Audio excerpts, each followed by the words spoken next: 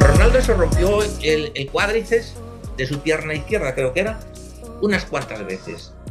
Lo grave del asunto es que sabían por qué se rompía el cuádriceps y era por culpa de su boca, absolutamente, por la posición de su boca. Y Ronaldo Cristiano también tiene, bueno, una especie de aditamentos en los dientes que a veces que se le ponen o se le despegan o lo que sea y sí que se le hace rendir un poco mejor, un poco peor. Que dice que existe mucho vínculo entre los grupos musculares, entre el corazón, entre los pulmones, etcétera, y los dientes. Es todo un pozo de sabiduría la situación. Hay un corredor de motos que es el italiano Valentino. Pues Valentino tuvo una caída. Ya llevaba 7, 8, no sé cuántos campeonatos del mundo. Tuvo una caída y alteró algo en la posición de sus dientes. Y eso significó que no volvió a ganar ningún otro campeonato. Y esa es la realidad de la boca. ¿Cómo es? ¿Cómo funciona eso? Una persona, por ejemplo, que le falta una muela o un diente en concreto, ¿es porque tiene a lo mejor una mala relación con uno de sus progenitores? Cuando hay ausencia de un canino superior, no sé si el inferior, pero por lo menos superior, cuando hay ausencia de un canino que no ha erupcionado, quiere decir que no está presente en la boca, detrás de eso, en esa parte familiar paterna o materna, dependiendo de que sea derecho o izquierdo, hay una historia de una violación en la familia.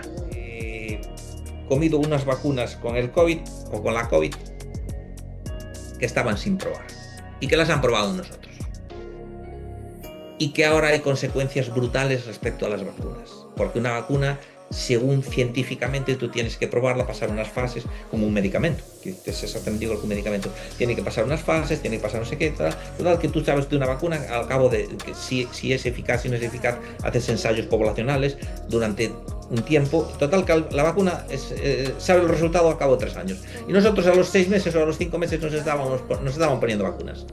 Y ahora resulta que si la de Pepito era mejor que la de Manolito, que a ti te han puesto la que le ha coincidido y no sé qué, una historia.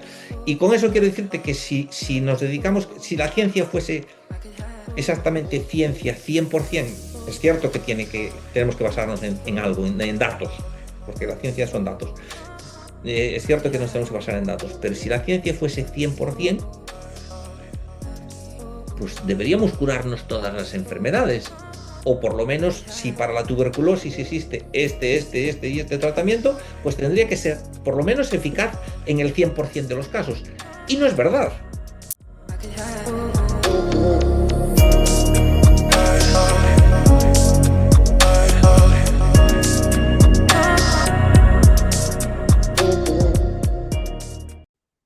Muy buenos días, bienvenidos. Hoy tengo el honor de recibir a alguien que no solo domina con maestría la ciencia médica, sino que también ha abierto espacio en su práctica a una mirada más humana, más integral, más consciente. El doctor Javier Carrete. Bienvenido, doctor, a Carlos Impulsa. Muchas gracias por tu amable presentación. Muchas gracias. Encantado de estar aquí contigo. El placer es mío.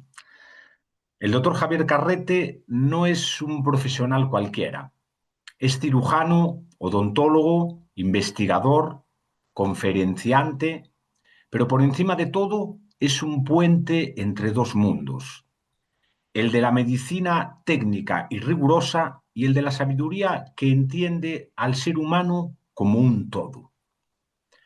Licenciado en Medicina y Cirugía, doctor en Odontología, diplomado en Odontología Legal y Forense, especialista en cirugía bucal e implantología, el doctor Carrete ha dedicado su vida a explorar la salud desde todos los ángulos posibles. Es miembro activo de sociedades científicas en Europa y su labor como divulgador lo ha llevado a publicar en medios de prestigio y a formar a generaciones de profesionales. Pero a mí, personalmente, lo que más me mueve de tener esta conversación con él es su sensibilidad, su profunda sensibilidad, su capacidad de mirar más allá de una muela o una encía para realmente ver a la persona. Para entender que nuestra boca guarda historias, emociones y señales de lo que realmente nuestro cuerpo habita por dentro. Hoy hablaremos de salud mental, sí, pero también de emociones, de prevención, de cómo cada parte de nosotros está conectada incluso cuando no lo sabemos. Y sobre todo, de cómo volver a mirar dentro de nuestro cuerpo con más atención, con más cariño, con más cuidado y sobre todo con más respeto. Así que si alguna vez has sentido que tu cuerpo te está hablando, pero no entiendes muy bien el idioma, quédate. Esta entrevista puede ser el primer paso para reconectar contigo, una nueva forma de impulsarte para escucharte mejor. Doctor Carrete, ¿existe alguna relación entre, por ejemplo, las emociones que podemos tener una persona, como el miedo, o no sé, me lo invento, la ira o la rabia, con nuestra salud dental? Ay, Dios, pues por supuesto que sí. Gracias por tu extenso currículum el que me has presentado, que ya ni me acordaba de que había hecho tantas cosas. La verdad es que va pasando los años bueno, esas cosas van quedando en el olvido. Y entonces, vamos, sí, sí que pertenezco a ese tipo de cosas, pero ahora mismo como estoy centrado en el día a día, pues ni me había percatado de todo ese tipo de cosas. Pero bueno. Eso es lo importante es el día a día. Vamos a ver, respecto a la pregunta que me acabas de hacer, si existe una relación entre las emociones y la salud, La digamos. salud dental, sí. Fíjate, mm, recuerdo yo que mi primer contacto con este tipo de situaciones fue pues como hace 15 o 18 años, no me acuerdo exactamente. Fue unas navidades que estaba yo en Irlanda, al lado de Dublín, y estaba allí bueno, en unos cursos y resulta que un amigo mío de Madrid, que es mi dentista, digamos, me llama y me dice, Javier, tienes que venir a un curso que viene a dar un francés que es de Montpellier. No me acuerdo ahora exactamente cuál es el nombre, pero de hecho llevé a mi hijo allí, al dentista de Francia. Eh, Tienes que venir a un curso que va a venir un señor de Francia y nos va a dar un curso de 3 días. Y yo me quedé así, pero mirándole a la cara a Jesús, o sea, no tengo ninguna duda. O sea, cogí, compré el billete de avión y me vine. No hubo más. Y estuve 3 días y me volví otra vez para Irlanda. Entonces, fue la primera vez que yo tuve contacto con la situación de las emociones y la salud. De hecho, recuerdo cosas importantes. Había una chica que era es de Navarra o creo que es, me parece que trabaja en Pamplona. Y recuerdo que le llevó los moldes de sus hijos. Ella tenía unos niños pequeños y le llevó los moldes de sus hijos y cogió y se los enseñó. Y él, sin más, le describió cómo era cada hijo, su carácter, su forma de hacer las cosas. Los niños tenían 4 años o 5, ¿eh? Y me dijo, y le dijo, sí, sí, sí, fue algo que me quedé, o sea, como si te hubiesen dado, dices, ¿y esto? ¿Cómo puede ser? Pues nadie lo sabía. Él cogió los moldes y los describió perfectamente. Te dijo, este niño es así, así, así, así, y este otro niño es así, así, así, así. Y lo único que lo sabía era la madre, lógicamente, de los que estábamos allí, porque uno era de Navarra, el otro de Madrid, el otro no sé dónde, y se los describió completamente. Bueno, eso también lo hizo conmigo después, ¿eh? Pero quiero decirte, pero fue el primer contacto que yo tuve con esa situación. Y entonces dije, "Jo, aquí tiene que haber algo más. O sea, no puedo quedarme simplemente en la anécdota ni puedo quedarme en ese concepto. Porque para mí, te voy a dar una idea. Ahora mismo estamos en una situación donde existe mucho dientista y yo creo que los dentistas son otra cosa diferente. O sea, es una mirada diferente, mucho más profunda. Entonces, yo no puedo quedarme en la mirada perdona por no puedo quedarme en la mirada y si se te rompe, imagínate, si se te rompe una paleta, por llamarle en lenguaje coloquial, pues si se te rompe una paleta y tú tienes las dos paletas iguales, ¿y por qué se te rompe la derecha y no la izquierda? ¿O por qué se te rompe la izquierda y no la derecha? Por ejemplo. Tú te caes te das contra el suelo y se te rompe una sí y otra no. Y están alineadas exactamente igual. Porque si está más pronunciada una que la otra, es lógico, el primero que choca, rompe. No, están alineadas. ¿Por qué se rompe una sí y otra no? Esa es la historia. Y entonces, pues ese tipo de preguntas me han hecho entrar en un poco en ese mundo de por qué las emociones y la relación entre la boca, las emociones, el resto del organismo, un montón de cosas. Pues después, más adelante, si nos da tiempo, te preguntaré y si no, lo haremos después en privado, porque precisamente ese caso me sucedió a mí de niño jugando al fútbol, que caí y rompí una paleta, una de los Sí. dientes centrales, y bueno, me gustaría saber, a ver, a lo mejor, pues, qué hay escondido ahí, ¿no? Detrás de eso.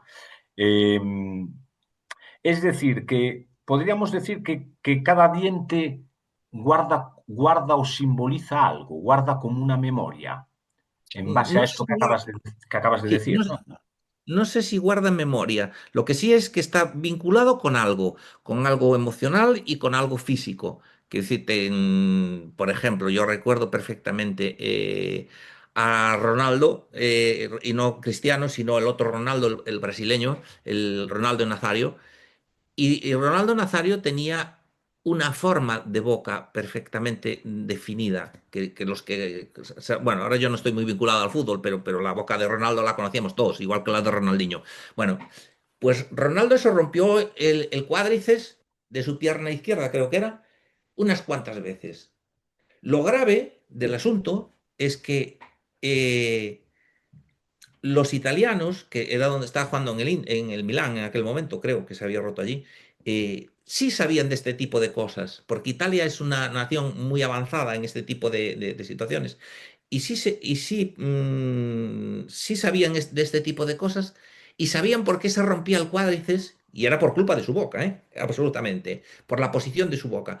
Pues no hicieron nada porque, claro, lógicamente, cuando Ronaldo Nazario se rompe, salen en todos los medios de comunicación, salen en todos los periódicos, sale en no sé qué, el cirujano que lo opera sale en todos los sitios, y entonces, bueno, es una especie de situación así. Esa es la realidad de la boca. Y entonces todo el mundo lo sabía. Te voy a poner otro ejemplo que es muy, muy, muy, muy simbólico, porque eso sí que me lo dijeron hace poquito y yo no lo sabía, pero su dentista me lo contó. Hay un corredor de motos que es el italiano Valentino. Pues Valentino tuvo una caída. Ya llevaba 7, 8, no sé cuántos campeonatos del mundo. Tuvo una caída y alteró algo en la posición de sus dientes. Y eso significó que no volvió a ganar ningún otro campeonato, porque sus reflejos, su situación mental reaccionaba más tarde de lo que lo hacía antes. Esas décimas de segundo que a un corredor como los que conocemos en Fórmula 1 le hacen reaccionar un poquito antes, un poquito después, su posición es así. Y Ronaldo Cristiano también tiene, bueno, una especie de aditamentos en los dientes que a veces que se le ponen o se le despegan o lo que sea, y sí que se le hace rendir un poco mejor, un poco peor. Es decir, que existe mucho vínculo entre los grupos musculares, entre el corazón, entre los pulmones, etcétera, y los dientes. Es todo un pozo de sabiduría la situación. Y la gente lo sabe, ¿eh? Lo que pasa que, bueno, pues como somos un poco dientistas, pues vamos a ver, a arreglar el problemilla del diente. Y la estética y no sé qué más, que también es importante, evidentemente. Wow, estoy sorprendido con esta información porque eh, sí sabía que por artículos que tengo leído que hay algo ahí escondido, ¿no? Detrás de la dentadura, como Sí, le comentaba fuera de cámara, pues en relación con el padre o con la madre, pero no sí, sabía llegar hasta esta profundidad el asunto de la dentadura, ¿no? Hasta este punto sí, que acabas de comentar. sí, sí, sí. Está, por ejemplo, una persona que tiene altos niveles de estrés, esto puede afectar, por ejemplo, a las encías o a los dientes.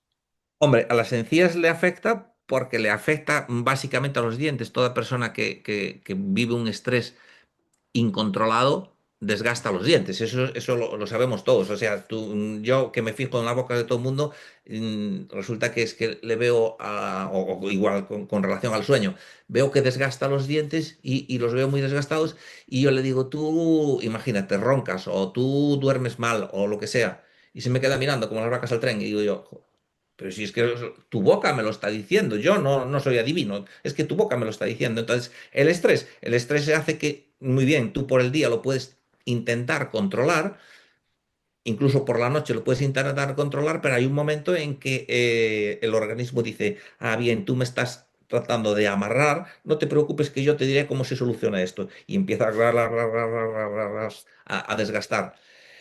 Incluso en los niños también existe esa situación. Es que había una situación muy clásica, antigua, que decía que es que los niños desgastaban los dientes porque tenían lombrices. Y entonces, sí, es una anécdota que fue durante muchos años. Y eso es una idiotez, como una catedral de grande. Que decirte, puede ser que coincida que los niños tengan lombrices y brusen, pero los niños desgastan los dientes porque necesitan desgastar esos dientes de leche para que salgan los otros. O sea, es una función fisiológica, no tienen nada más. No tiene, bueno, salvo que respiren mal. Si respiran mal porque tienen las amígdalas, adenoides, etcétera, eso es otra cosa distinta. Pero bueno, sí que existe entre el estrés y eso, vamos, una brutalidad. Mm, interesante. Yo por mi experiencia, por ejemplo, yendo al dentista desde niño, en alguna ocasión creo que escuché algo como relacionado a que como si cada pieza dental tuviera unos nervios que los conectan con determinadas partes del cuerpo y en Sí, concreto con el estómago. En su momento escuché que una persona que tuviera problemas digestivos podría estar influyendo en su dentadura. No sé si es sí. así o viceversa. ¿Qué nos podrías decir acerca de eso? Hombre, eso tiene doble implicación. Claro que tiene problemas digestivos, pero ya los mismos problemas digestivos, al revés, se conectan con la dentadura, porque los problemas digestivos lo que hacen es, si tú tienes problemas digestivos y te viene ácido a la boca, imagínate que es una cosa que se llama reflujo. Entonces, bueno, pues una válvula que existe entre el estómago y la boca, en el esófago, y si esa alteración, si hay una alteración ahí, pues tienes como acidez. Eso, y entonces el ácido que viene a la boca y sobre todo que hay otros factores también, no solo el ácido del estómago, pero ese ácido tú lo mantienes en la boca mucho tiempo y lo vas paladeando, digamos, con la lengua, lo vas pasando por los bordes de los dientes y ese ácido te está comiendo el esmalte de los dientes, eso sí, eso es fácil. También la gente que toma mucha Coca-Cola o la gente que toma mucho limón o ese tipo de cosas ácidas también tiene ese desgaste. Pero el desgaste del estómago, del ácido del estómago por culpa del reflujo, es muy característico porque es la parte de dentro de los dientes, no es la parte de fuera, sino es la parte de dentro de los dientes porque tú con la lengua es los que tocas y lo mantienes así un rato en ello.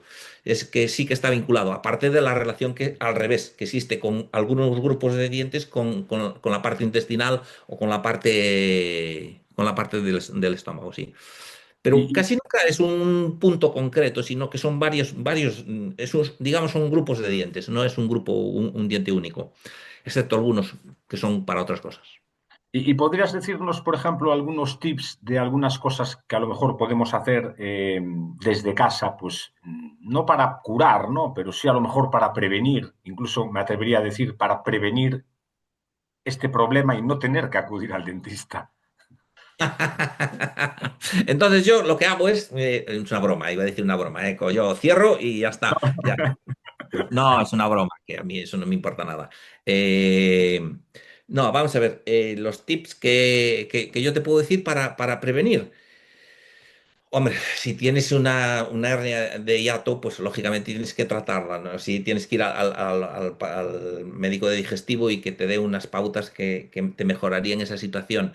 Pero realmente, quiero decirte, y si estás muy ansioso, bueno, yo ahora mismo, quiero decirte, utilizo una serie de férulas que me voy a poner una en la boca para que la vea la gente, quiero decirte que Vale. no.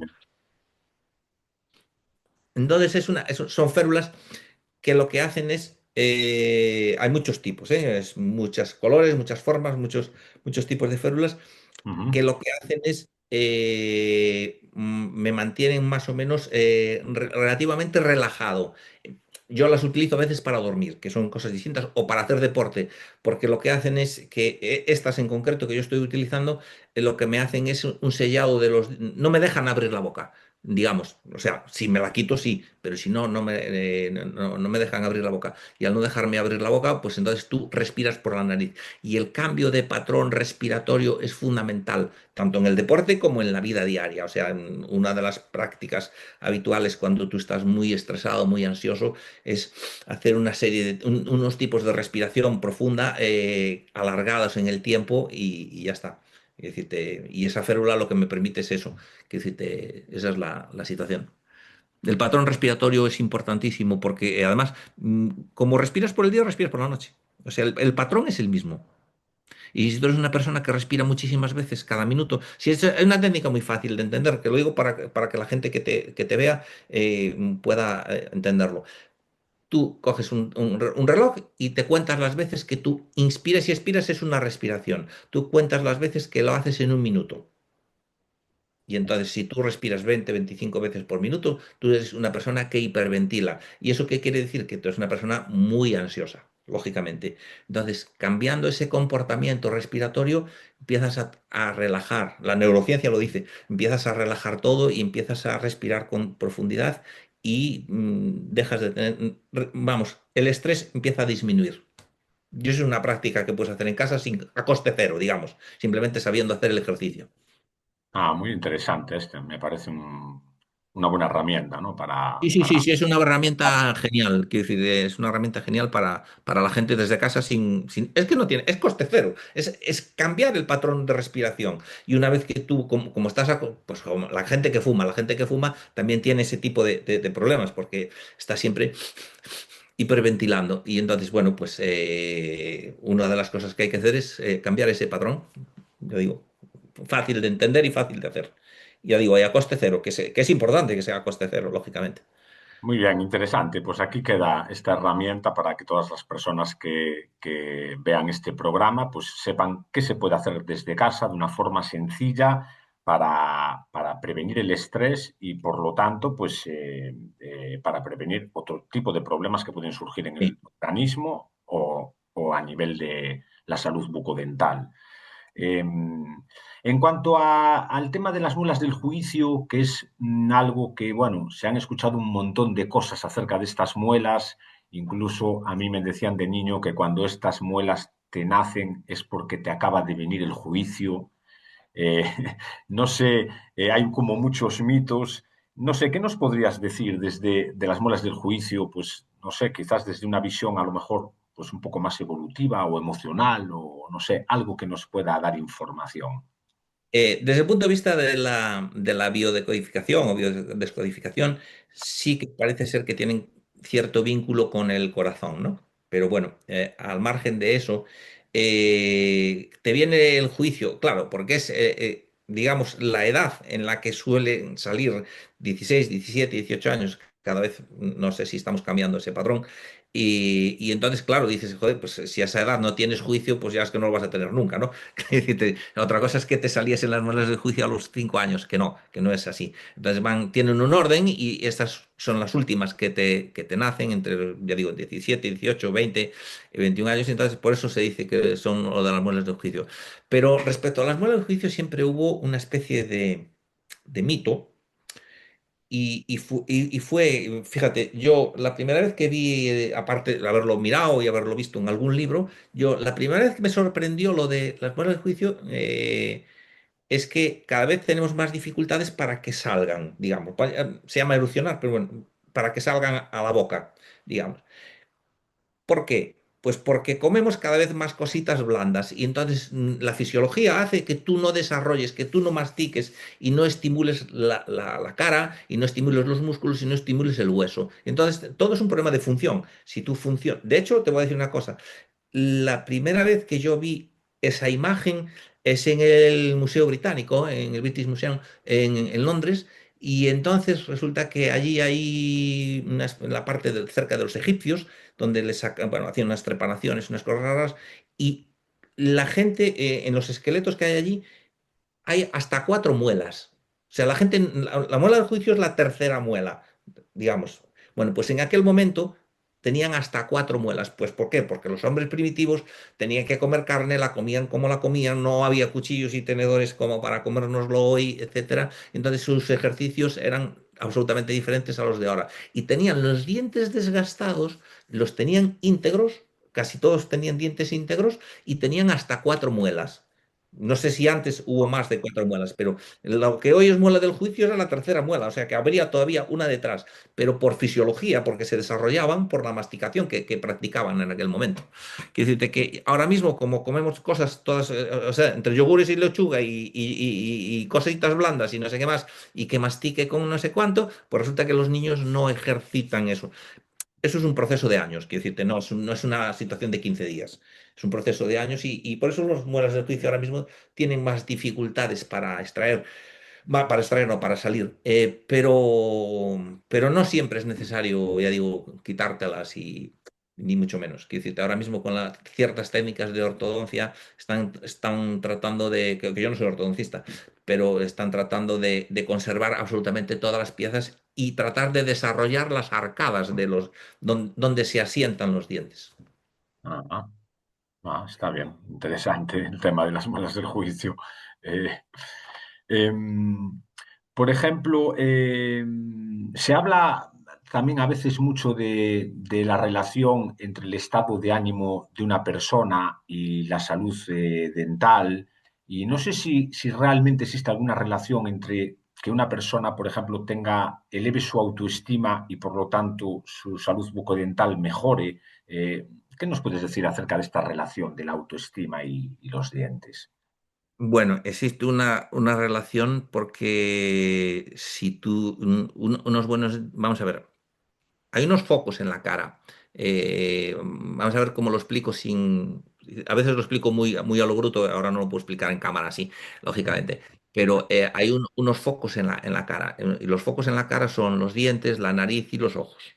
Entonces, si existe armonía, que tiene que existir armonía, porque si hay una actriz que no me acuerdo cómo se llama ahora mismo, que tiene una nariz enorme, entonces no me acuerdo del nombre.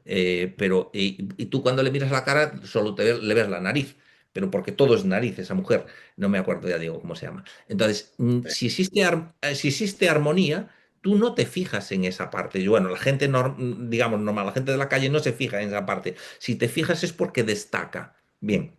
Entonces, los dientes son uno de los focos.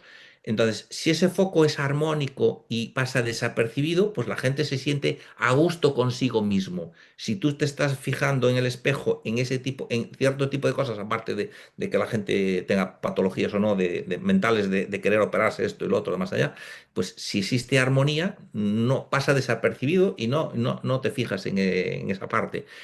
Entonces, ¿qué significa autoestima con respecto a eso? Que te sientes bien, que te sientes a gusto con lo que tienes. Evidentemente, si tienes unos dientes descolocados, porque la gente al final, una de las cosas, no se fija en la función. La función la observa el profesional, digamos, pero la gente se fija, ahora mismo es estética pura y dura. Entonces, si tiene los dientes descolocados y no tiene ese qué, pues se siente un poco como cohibida, retraída e incluso, imagínate que tú pierdes una pieza dental, pues lo primero o no creas que son bonitos tus dientes. Pues lo que haces es, a veces, una reacción que tiene la gente es ponerse la mano para hablar encima, delante de la cara. Y es una reacción lógica, es una reacción humana, quiero decirte, pero por eso existe una relación entre la autoestima y los dientes. Si los tienes armónicos, bien, vamos, acompasados, digamos, unos con los otros, pues, y pasan desapercibidos, pues no tienes por qué tener alteraciones en ese aspecto. Mm. Ahora que justo hablábamos de autoestima, que pues bueno, viene siendo la manera en la que te estimas, ¿no? La manera en la que Sí, se estima una sí, persona, y desde mi punto de vista creo que también está directamente relacionada el hecho de poder aumentarla o que disminuya sí, con el hecho de realizar deporte. Yo sé que tú, por ejemplo, realizas deporte y yo es algo que siempre me ha gustado durante mi vida y sé que cuando una persona realiza deporte de una manera habitual, la autoestima de alguna forma se refuerza, ¿no? O mejora. sí. y entonces esto influye en la persona en general y por lo tanto, digamos que hace que recuperemos la confianza, ¿no? En nosotros Sí, mismos. sí, Eh, exactamente. entonces, una persona, por ejemplo, que hace mucho deporte y tiene más confianza en sí mismo, mejora su autoestima Sí. y esto al mismo tiempo también hace que pueda tener más cuidada su salud bucodental. Puede ser que esté mejor, que haya alguna variación en la salud bucodental. Wow, una pregunta más profunda. Sí. Eh, Vamos a ver. Cuando tú practicas deporte, aparte de los cambios hormonales y cambios bioquímicos y endorfínicos que andan, que nos vienen en el organismo, lógicamente, pues tú te sientes mejor, primero contigo mismo y segundo con tu aspecto físico. Y si te sientes mejor con tu aspecto físico, lógicamente, pues tu autoestima cambia.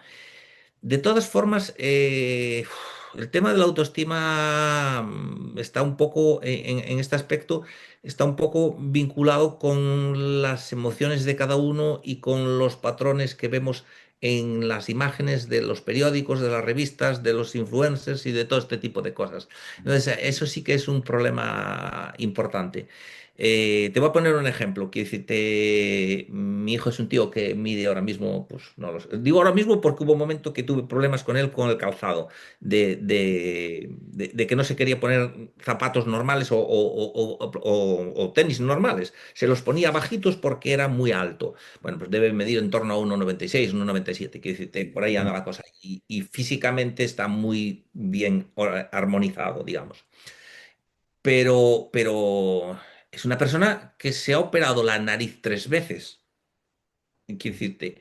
Y él decía que era por un problema respiratorio, pero hubo un momento en que vivió entre comillas, quiero decirte, su mundo pertenece un poco a la imagen, quiero decirte, aparte de otras cosas que ahora, en las cuales trabaja, pero hubo cuando era un chaval de 20 años, 22, 23, y, estaba, y se pasaba los veranos en Puerto Banús, quiero decirte, imagínate, y se mantenía perfectamente él allí. Pues entonces su imagen para él era importante. Y entonces se operó la nariz 3 veces. Y tú me dices, ¿tú desde el punto de vista estético o tal le ves que debería operarse la nariz?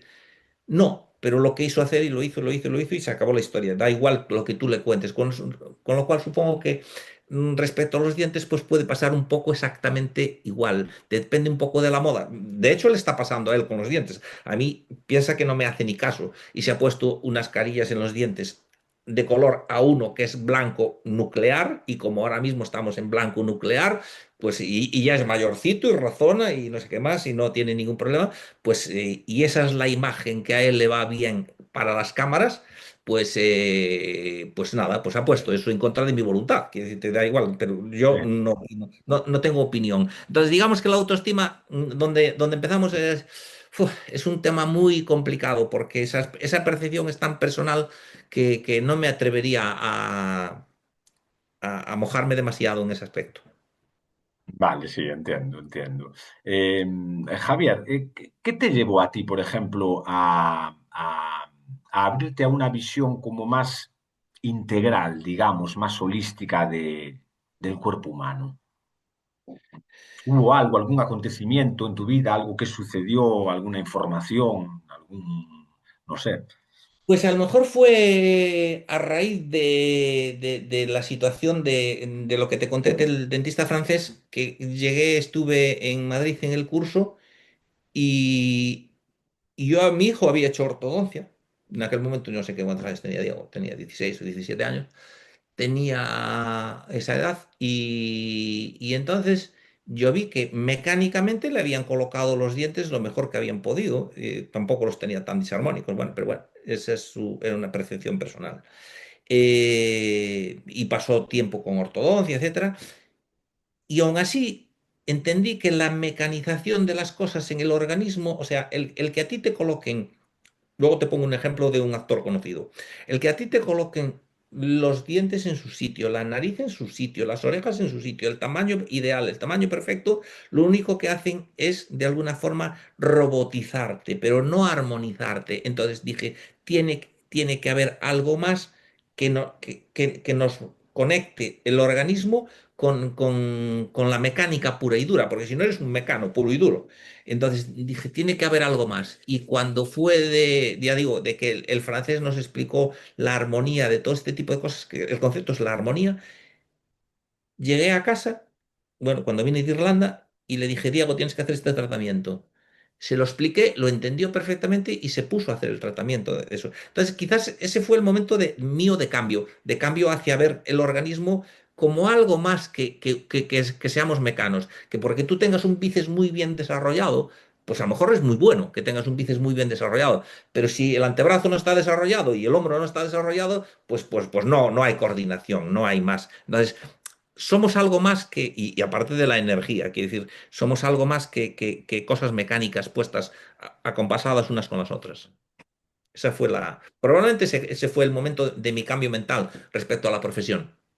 Porque fíjate que yo llevo 30 años dedicándome a la implantología, cuando aquí aún no se hacía. Y yo, no sé, por circunstancias de la vida, pues me metí en ese mundo. Y entonces, claro, pues no tiene nada que ver un acto mecánico con el acto armónico del resto del organismo, pues aún así existen conexiones. Interesante este tema. Hay una especie de historia que aquellas personas, sobre todo que hemos ido al dentista, pues la conocemos bien, que es el miedo a ir al dentista y creo que esto una gran parte de la población lo tiene. ¿Y qué pasa con ese miedo? ¿Ese miedo a ir al dentista tiene algunas raíces más profundas? ¿Qué sucede? ¿Por qué ese miedo a ir al dentista? Buah, es un pedazo de la historia de la profesión, sí. Es un pedazo de la historia de nuestra profesión. Fíjate que ahora yo estoy sorprendido, absolutamente sorprendido. No sé cómo hay otros países también que funcionan con los mismos criterios, pero tú ahora vas por la calle y no sé cuál es el miedo porque las consultas ahora mismo parecen, vamos, estudios de arte. Que allí es un lujo que no es el hecho funcional de coger, tener un sillón, una sala de espera o dos sillones o siete, o los que sean. Es todo un lujazo. Entrar en una consulta de un dentista ahora mismo es digamos, un espectáculo sensorial, por llamarlo de alguna forma. Quiero decirte, es así. No lo sé hacia dónde nos va a conducir esto. Quiero decirte, no tengo ni idea. Ya veremos. Eso tampoco me preocupa. Pero el miedo viene de antes de que te diré una cosa, que la anestesia fue utilizada y descrita por primera vez por un dentista. O sea que la anestesia viene de un dentista en el año 1848 o 50 fíjate, casi va a ser 200 años. Entonces, el miedo generalmente no es al dentista porque tenga mala cara, sino el miedo es al dolor. Y entonces tienes miedo al dolor porque en alguna situación te han hecho daño. Y porque la anestesia que se utiliza ahora en relación yo recuerdo de niño, yo tuve esa misma percepción. Cuando yo iba al dentista, bueno, pues mi madre me llevaba y la anestesia era otro concepto distinto, de otra forma distinta se ponía y aquello era mortal, era dolorosísima la anestesia. Entonces yo esa sensación de cuando tenía 6 o 7 años e ir al dentista la tengo grabada a fuego. Entonces, y ahora no se parece en nada, absolutamente en nada. Quiero decirte, ahora puedes tener molestias o dolor por alguna otra razón, pero no el hecho de, es que vamos al dentista y ya te empieza vamos a ver, ya empiezas a tener taquicardia. No debería ser. De todas formas, quiero decir, ya digo, es el miedo al dolor, que ahora mismo esa fase debería estar superada, pero bueno, permanece en nuestra memoria, no, no podemos evitarlo. Quiero decirte, es así. Por ejemplo, en cuanto a las personas, por ejemplo, solemos tener hábitos, ¿no? De todos los tipos y sabemos que hay algunos que son malos hábitos para tener una buena salud bucodental, pues yo qué sé, como puede ser pues, una persona que fuma, pero quizás también haya hábitos invisibles que afecten a nuestra salud oral, más allá de los clásicos como fumar o tomar café o el azúcar. Wow, hábitos invisibles.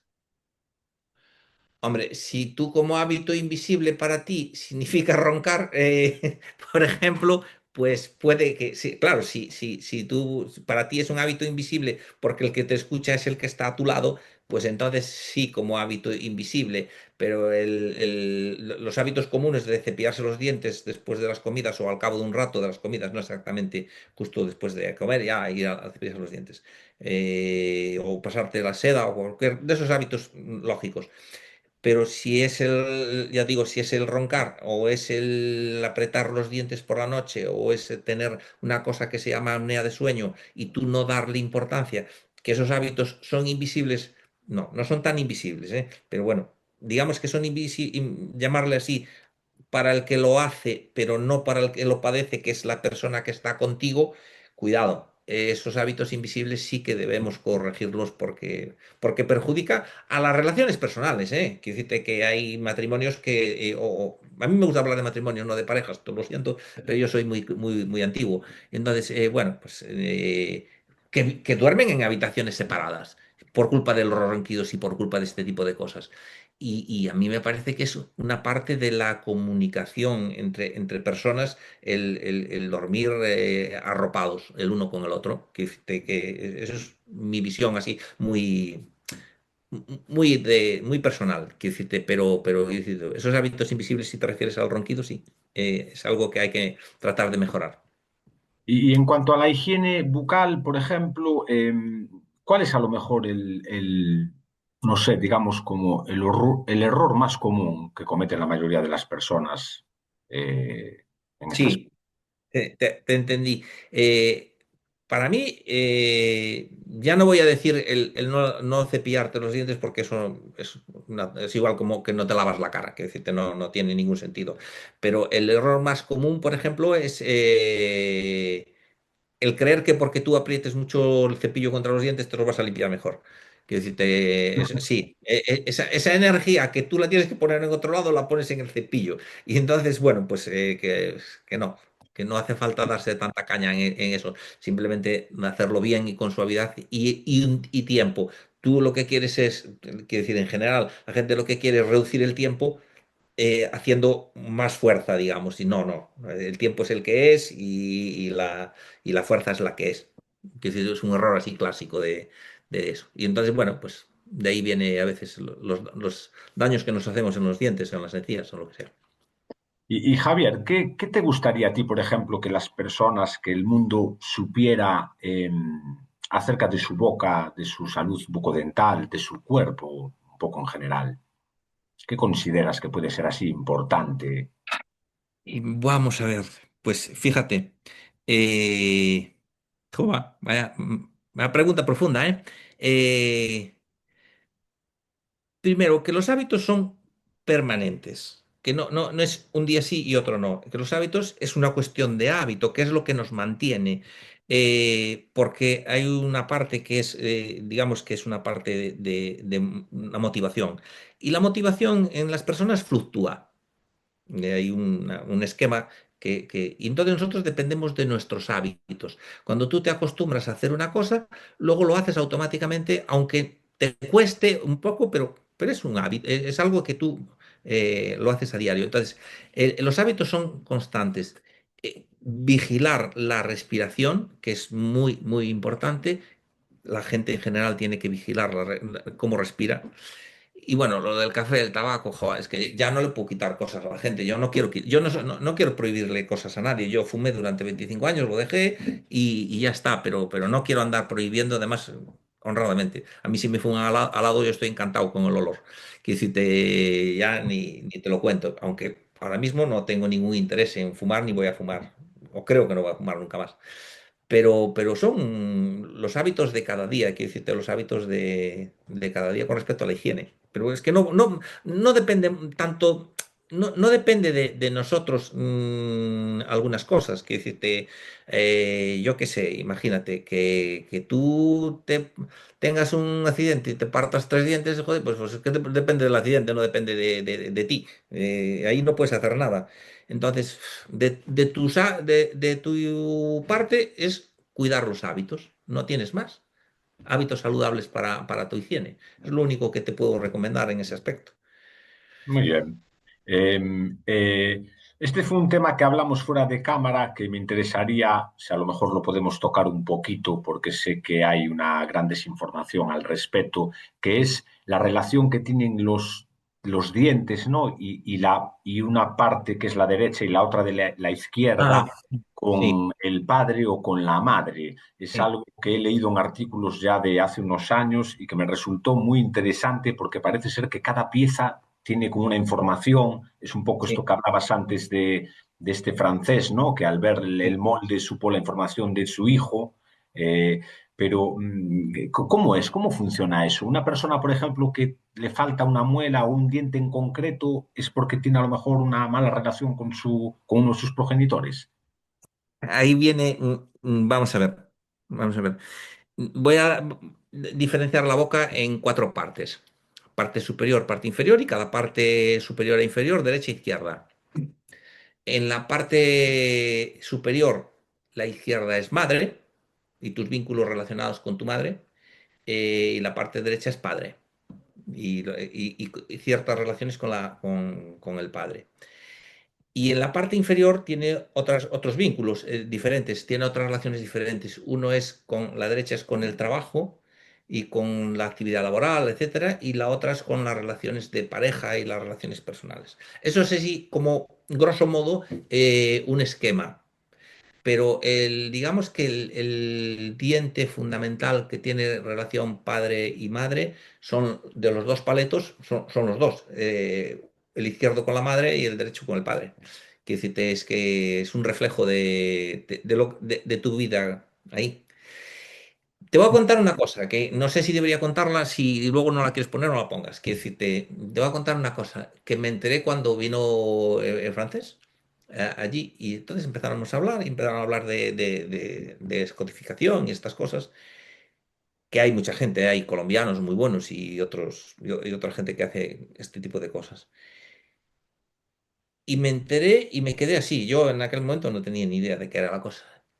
Cuando hay ausencia de un canino superior, no sé si el inferior, pero por lo menos superior, cuando hay ausencia de un canino que no ha erupcionado, quiere decir que no está presente en la boca, detrás de eso, en esa parte familiar paterna o materna, dependiendo de que sea derecho o izquierdo,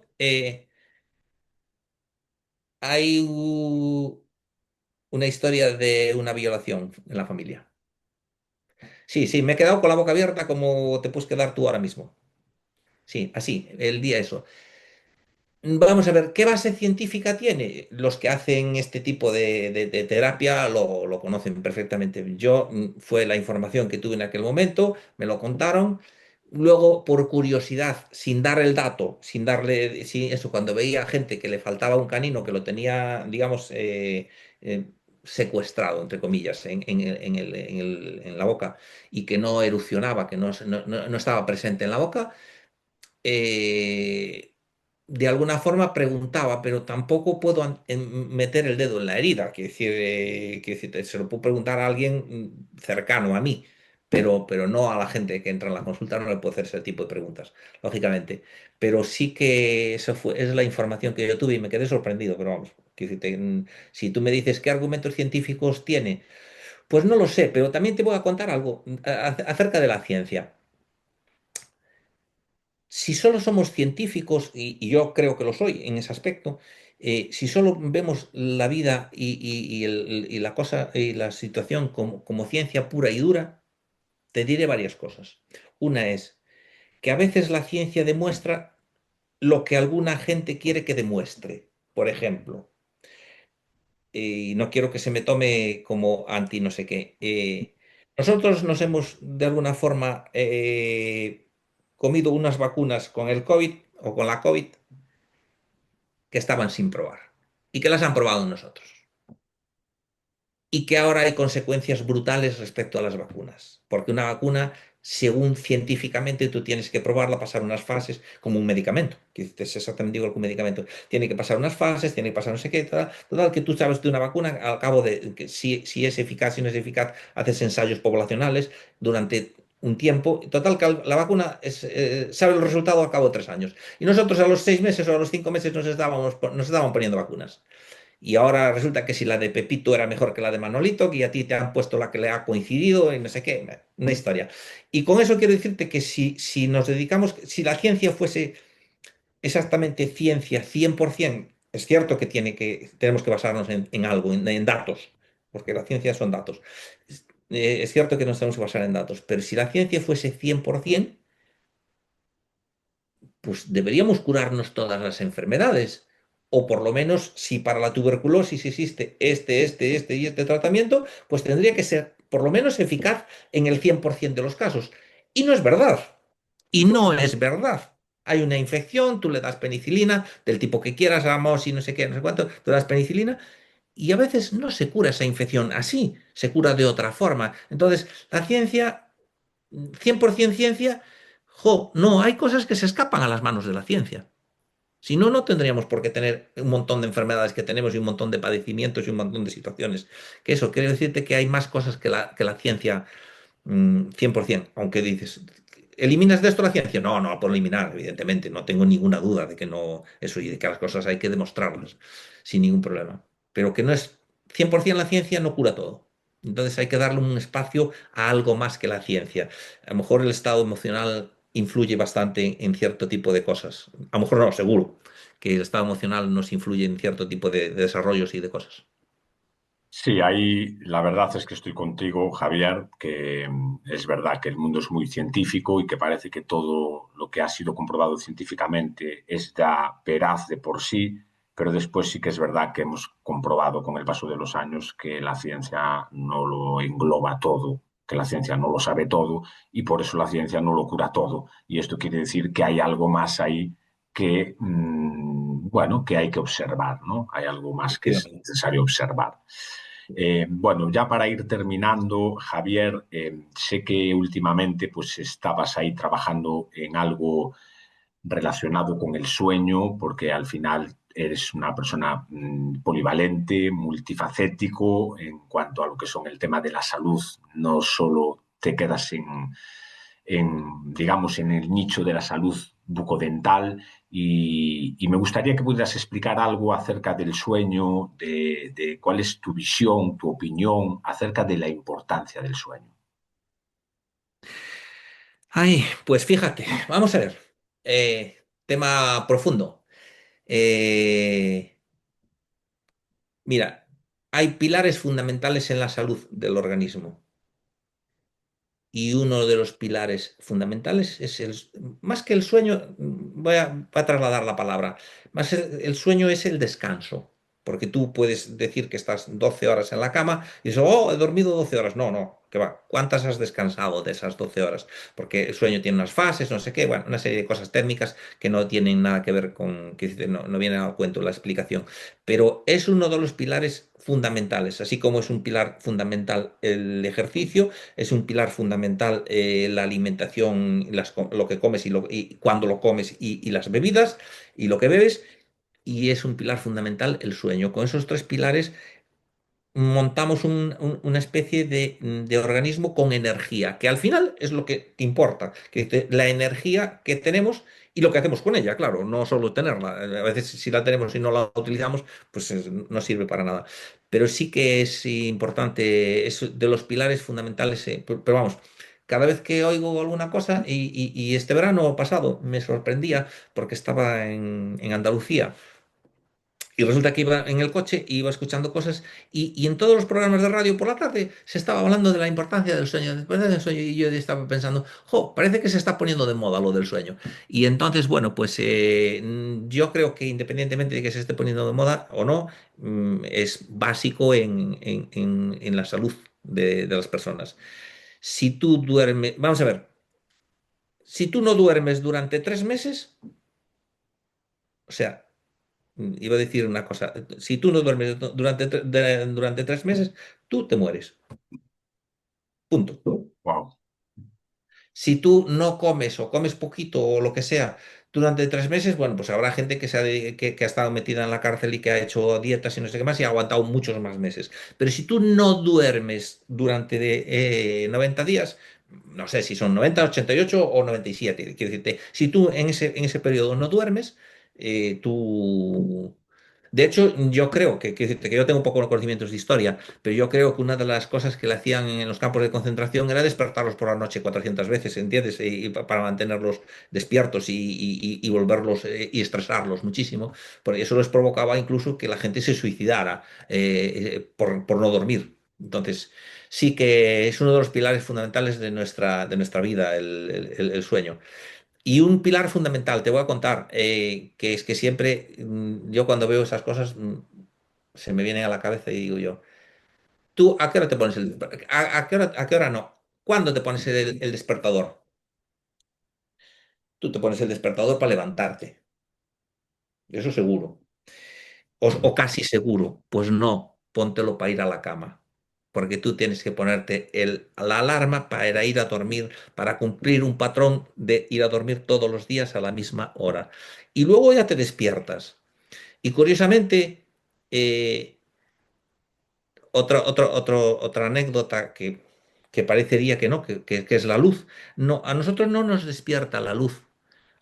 Sí, también nos despierta la luz, pero nos despierta el aumento de la temperatura. Por ejemplo, cuando nosotros estamos durmiendo en mitad de la noche, nuestra temperatura corporal baja muchísimo, baja 3 o 4 grados. Y entonces, eso, y luego va amaneciendo, va aumentando la temperatura y tú vas despertándote, pero por la temperatura, no por la luz. Por la luz también, claro, si duermes con las ventanas abiertas y todo eso, pues también los ruidos te despiertan, ese tipo de cosas. Pero son datos así interesantes con respecto al sueño. Y entonces, y cuándo empezamos a fabricar nuestro sueño, como último concepto que te puedo, o penúltimo, lo que quieras, te puedo dar. ¿Cuándo empezamos a fabricar nuestro sueño? Desde que nos levantamos. Tú te empiezas a fabricar las ganas de dormir, tiene un nombre, pero no importa el nombre. Quiero decirte, tú empiezas a fabricarte tus ganas de dormir desde que te levantas, poco a poco, poco a poco, poco, poco, hasta que llega la hora de plas, te quedas dormido a esa hora determinada.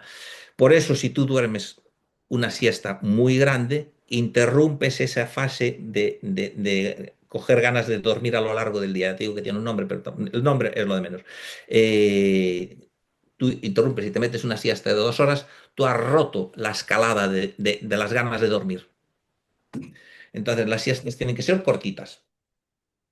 Pueden ser un descansito de 10, 15, 20 minutos al máximo y ya está.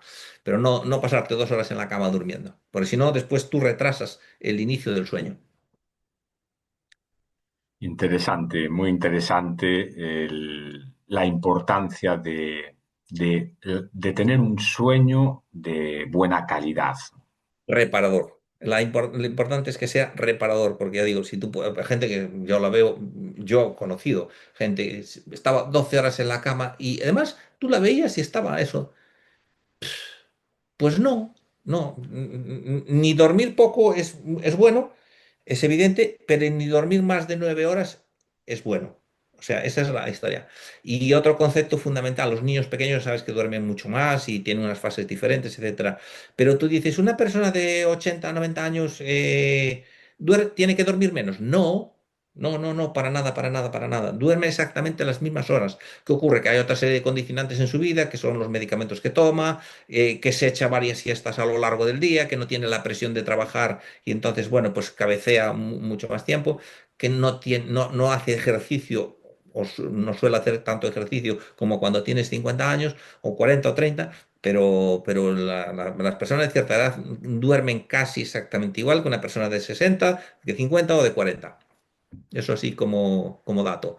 Porque tú dices, no, las personas mayores duermen menos. No, no, que duermen menos no. Tienen que dormir lo mismo.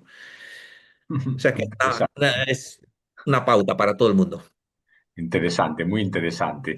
Pues con este cambio no de hora, sino de despertador, para no ponerlo para despertarse, sino para irse a dormir, este cambio de hábito, este cambio en esta forma de mirar, finalizamos la entrevista, esta interesante entrevista de hoy.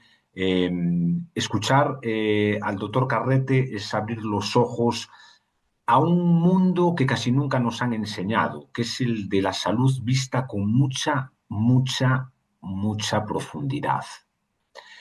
Si algo te ha resonado, si algo de lo que has escuchado hoy en esta entrevista te ha hecho pensar, te ha hecho sentir, entonces ya algo dentro de ti ha comenzado a cambiar. Tu verdad ha reflotado y ahora está un poquito más a la vista. Recuerda, tu impulso comienza por escuchar tu cuerpo y por escucharte a ti mismo. Muchísimas gracias, doctor Javier Carrete, por dedicar este espacio de tiempo a estar aquí conmigo, con nosotros, por hacernos partícipe de toda esta sabiduría que lleva dentro. Ha sido un auténtico y un verdadero placer poder entrevistarle. Muchas gracias a vosotros por escucharme, que no siempre todo el mundo me escucha, ¿eh? Que decirte, a veces cuesta que te escuchen y me gustaría dedicarle más tiempo a que la gente escuche cosas, porque de escuchar aprendemos, de decir cosas poquito. Pues después Así dejaremos aquí en las descripciones enlaces e información para aquellas personas que les interese pues saber dónde pueden encontrar al doctor Javier Carrete, bueno, y demás información con enlaces en redes para poder saber más de él. Un saludo muy grande, un abrazo para todos los amigos y amigas de Carlos Impulsa y un profundo y cariñoso abrazo para ti, Javier. muchas gracias, gracias por estar conmigo este rato. Un abrazo. Muchas gracias a ti. Que tengas un buen día.